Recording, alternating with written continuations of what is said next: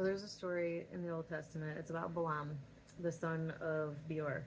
He was a soothsayer, right? So basically, the Israelites were coming, and there was an army that was afraid of them, and so they go to hire Balaam, and they want him to curse the Israelites so that they can have victory. Now, when they come to him the first time, he tells them, like, wait here overnight, and I'm gonna hopefully like get in front of God and have a conversation, and he's gonna tell me what he wants me to do. Now, God originally tells him, don't go with them. Don't, like, let them leave and be done with it. You are not to go with them. So he tells them, like, I cannot go with you. God told me that I can't. So they leave. They go back to the king, and the king is like, no, that's not good enough. Go back, offer him more riches, more glory for him to come with.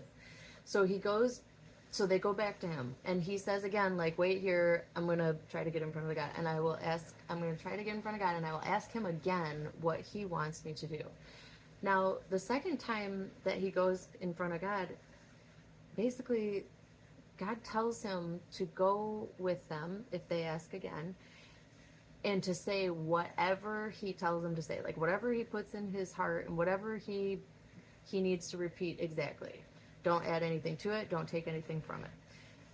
So then Balaam says, okay, and goes with them. Now, on his journey to go with them is when we see the angel of the Lord come and get in front of the donkey, and the donkey doesn't want to go to the right or the left, ends up smiting his foot against the wall. The man, Balaam, starts like yelling at this donkey. The donkey then speaks to him and is like, have I not been your donkey for all of these years? Why would you think that I'm doing this for no reason? And then the angel of the Lord shows up to Balaam and tells him, like, for you're lucky, because if that donkey wouldn't have done what it did, I was going to kill you.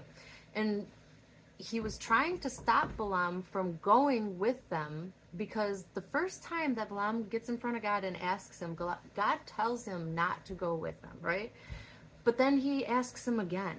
And then God tests him by telling him to go, but really did not want him to, and shouldn't have been asking the second time, because when God gives us direction, when he gives us an answer, we should not continue to try to get a different answer from him. We should not continue to ask in hopes that he will change his response.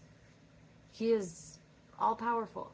When he gives us an answer, we need to accept it, because what ends up happening to Balaam is he goes in front of this king, and he like has to curse the king and all of his people and give blessings to the Israelites, because that's what God wanted originally. So basically it made him go through a lot more than he would have had he listened to God the first time.